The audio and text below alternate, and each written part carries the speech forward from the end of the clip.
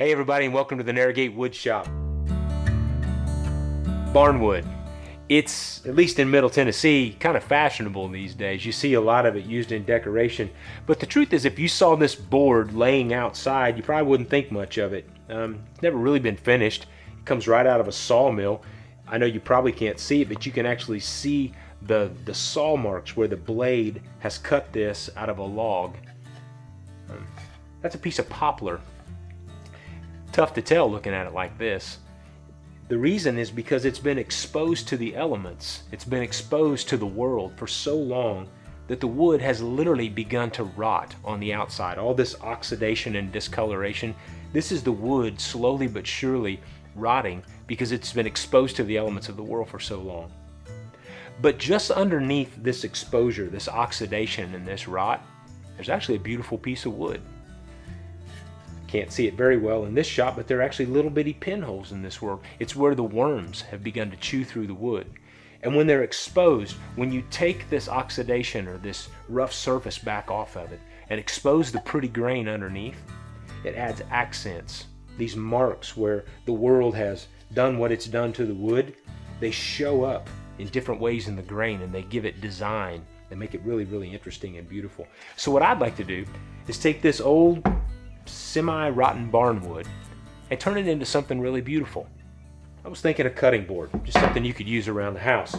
I found a piece of walnut. This actually came from a tree here on the property.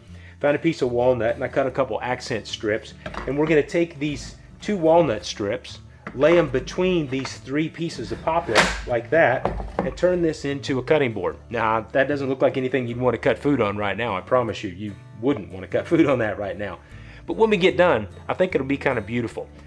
There are a few steps we have to go through, so if you follow me through the wood shop, I'm going to run this through the planer and the jointer. We're going to put it in these clamps and glue it up, and we're going to see if we can't make something beautiful out of this stuff that otherwise has been basically ruined by the world. So follow me over here.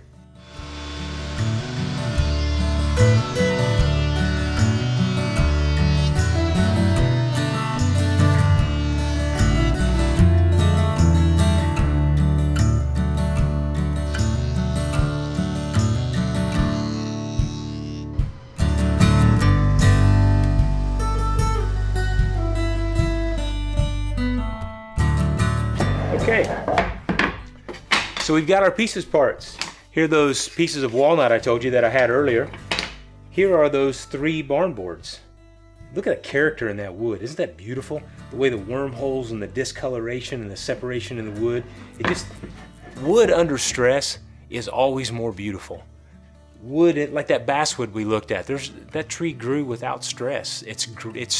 Its grain is really, really straight. The wood is really soft and pliable. This wood has been exposed to the elements and the worms have gotten into it, and there's little bits of fungus growing in it. You can see right there, that's called spalting. Just a tiny little bit of stress. But all this, when you put it together, is going to be an absolutely beautiful, beautiful, beautiful piece. Need to get put together the right way. We're going to put all that together. We're going to glue it up, sand it, and finish it, and turn it into a beautiful cutting board.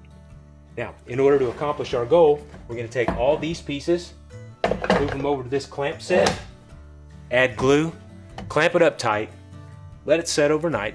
We'll come back and we'll plane this down smooth, we'll sand it, we'll seal it, and we'll finish it and turn it into a beautiful cutting board. This cutting board, every time I see a piece like this with distressed wood in it, it reminds me that life is filled with difficulty. Exposure to this world has a tendency to degrade our exterior, and sometimes degrade it to the point that, well, I don't know about you, but sometimes I see people and I don't immediately see the value inside. God has taught me over the years to look through the present circumstances and see what's inside, and then work to sort of peel away the things that look less than lustrous and glorious, to find the image of God that exists inside of every single human being. Because that's what redemption is. Redemption is God looking beyond the roughness of our life, based in our exposure to this sinful world, and seeing something glorious and beautiful and worth redeeming. I think a lot of you have a redemption story. I know I do. I'd love to hear them. We'll call this cutting board the redemption board.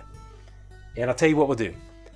I want you to post your redemption story in the comment section underneath this video, or send us an email at info@narrowgatefoundation.org.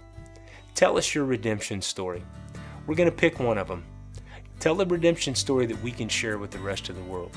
If we pick your story of redemption, I'll send you this cutting board. It'll be a gift from me to you.